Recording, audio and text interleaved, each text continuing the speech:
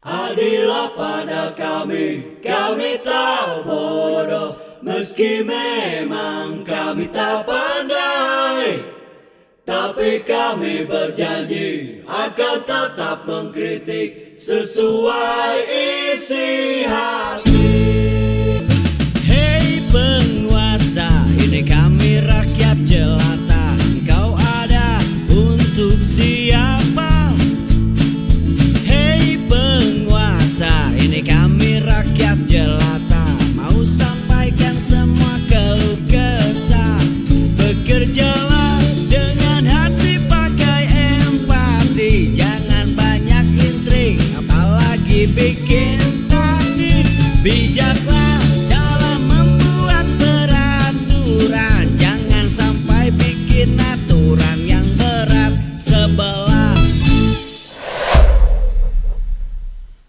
Pratikno pun dituding operator pelanggeng kekuasaan Jokowi. Jokowi dan Pratikno pun menjadi duet maut yang saling membutuhkan. Jokowi mengandalkan Pratikno sebagai pelaksana tugas yang patuh tanpa reserve. Pratikno menikmati privilege sebagai tangan kanan presiden. Seperti banyak pembantu Jokowi lain, Pratikno kemudian terjerat dalam jalinan kepatuhan menjalankan tugas presiden, pragmatisme personal, dan kesempatan mempraktikkan korupsi, kolusi, dan nepotisme yang kian lama semakin tak terkontrol. Tak mengherankan jika nama Pratikno disebut dalam perkara korupsi pengadaan menara pemancar internet proyek di Kementerian Komunikasi dan Informatika. Dito Aryo Tejo pada 2020 menjabat Ketua Umum Angkatan Muda Pembaharuan Indonesia, sayap Partai Golkar, bertemu dengan kontraktor pemancar internet di ruang kerja Pratikno. Ngeri kali ya. Dari rektor menjadi operator, katanya begitu. Ya, Pratikno pun dituding menjadi operator politik Jokowi dalam berbagai kesempatan. Salah satunya juga memuluskan langkah putri sulung Jokowi, Gibran Rakabuming Raka, menjadi cawapres kemarin setelah keluarnya putusan MK. Hal tersebut diungkap dalam opini Tempo yang dikutip RMOL bahwa sepak terjang Pratikno sebagai operator politik dikupas di majalah tersebut. Dari rektor menjadi operator. Pratikno adalah perwujudan paling brutal dari peringatan kanselir Jerman di 1871 sampai 1890 Otto von Bismarck yang mengatakan politik reigns the character, atau politik bisa merenggut karakter seseorang. Ya, Pratikno selama 1 dekade ia menjadi pembantu presiden untuk urusan lancang dan lancung, ungkap Bagja. Dan kita tahu Pratikno sendiri sebetulnya dikenal ahli dalam kebijakan publik, politik desentralisasi, dan politik keuangan.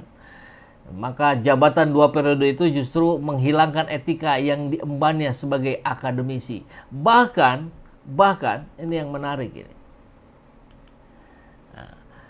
Hasto pun memberikan testimoninya bahwa dia mengeluh tentang berbagai kebijakan Jokowi yang semakin jauh dari kepentingan rakyat.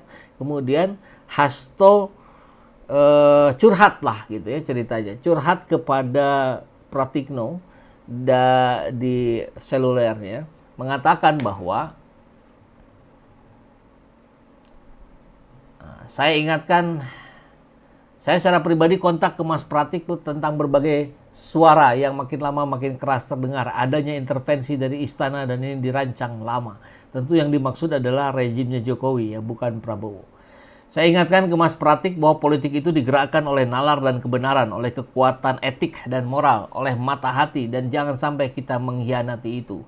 Beliau hanya menjawab dengan emotikon menangis. Jadi dalam percakapan tersebut, Hasto menyebut Pratikno telah memberikan suatu telaah kepada presiden namun seakan tak digubrisnya. Menarik ini ya.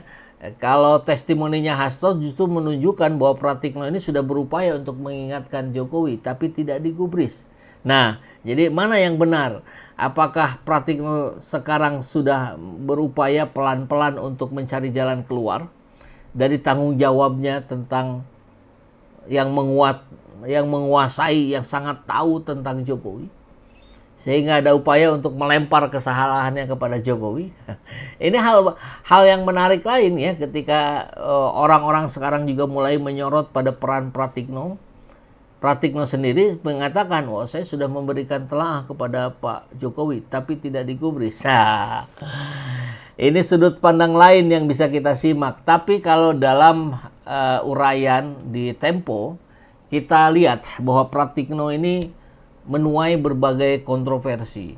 Ia dikenal sebagai tangan Jokowi, tangan kanannya selama 10 tahun. Dan inilah beberapa kontroversi dari Pratikno. Pratikno disebut telah berkontribusi terhadap kekacauan tatanan demokrasi pasca reformasi di ujung pemerintahan Jokowi. Ini disampaikan oleh Paguyuban Kawruh Budaya Yogyakarta dalam aksi budaya Nyekar Sleman. Lewat aksi ini kami menyatakan sikap khususnya kepada Bapak Pratikno agar kembali ke jalan yang benar sebelum semuanya terlambat. Agus mengatakan Pratikno yang berlatar belakang akademisi dan mantan dekan Visipol UGM harusnya menjadi teladan lewat sikap kritis. Pratikno semestinya bisa mengingatkan ketika pimpinannya diduga mulai melenceng dan melakukan abuse of power. Bukan malah ikut menikmati kekuasaan yang disalahgunakan itu. Apalagi kalau memang benar menjadi operator, ya dia pelaku utama. Disebut juga sebagai perantara mulusnya putusan MK soal batas usia Capres-Cawapres. Tadi kita sudah bahas ya, ini yang kedua. Yang ketiga, ada juga dugaan nepotisme di UGM. Ya, bahwa Pratikno selepas jabatannya sebagai rektor, sering ditunjuk setelah ditunjuk menjadi Mensesnek, tapi 2 tahun kemudian ia kembali ke UGM. Untuk menjabat sebagai ketua majelis wali amanat UGM menggantikan Sofyan Effendi. Pemilihan Pratikno tentu ini menimbulkan pertanyaan. Aturan Majelis Wali Amanat menyebutkan ketua majelis mundur jika menjadi pemimpin di struktural instansi pemerintah.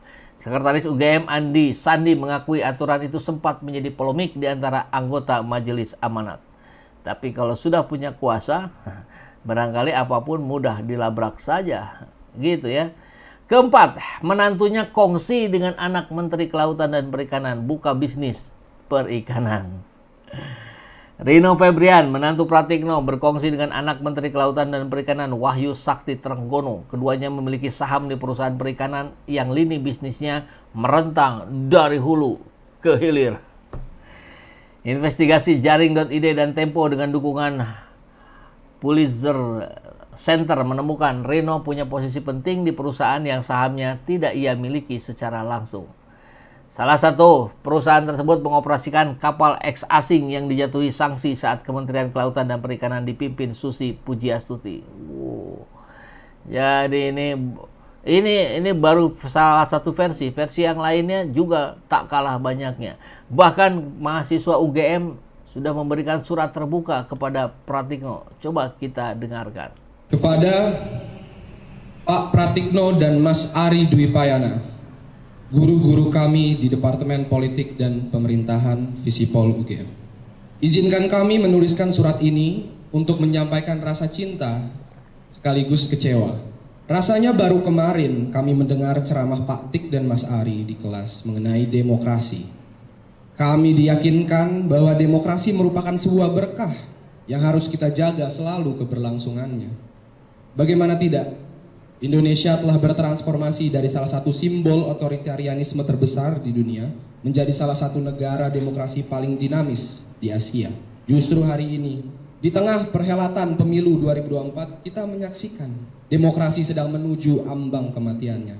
Rakyat disuguhi serangkaian tindakan pengangkangan etik dan penghancuran pagar-pagar demokrasi yang dilakukan oleh kekuasaan. Melihat ini semua, rasanya demokrasi Indonesia bukan hanya sekedar mundur ataupun cacat, tetapi sedang sekarat. Jika pada akhirnya demokrasi kita, demokrasi milik rakyat Indonesia ini mati, maka sejarah akan mengingat siapa saja pembunuhnya. Bagi kami Pak Tik dan Mas Ari adalah guru, rekan, sahabat, kerabat, dan juga bapak. Hari ini kami berseru, kembalilah pulang. Kembalilah membersamai yang tertinggal, yang tertindas, yang tersingkirkan. Kembalilah ke demokrasi dan kembalilah mengajarkannya kepada kami dengan kata dan perbuatan. Yogyakarta, 11 Februari 2024. Mahasiswa Departemen Politik dan Pemerintahan Visipol Universitas Gadjah.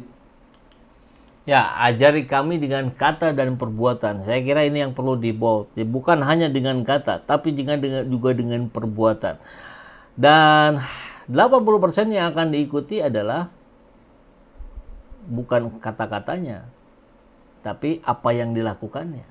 Ini yang berbahaya bagi para pemimpin di negeri ini. Anda sedang memberikan contoh, baik maupun buruk, itu akan diikuti oleh rakyat, oleh mahasiswanya, oleh murid-muridnya.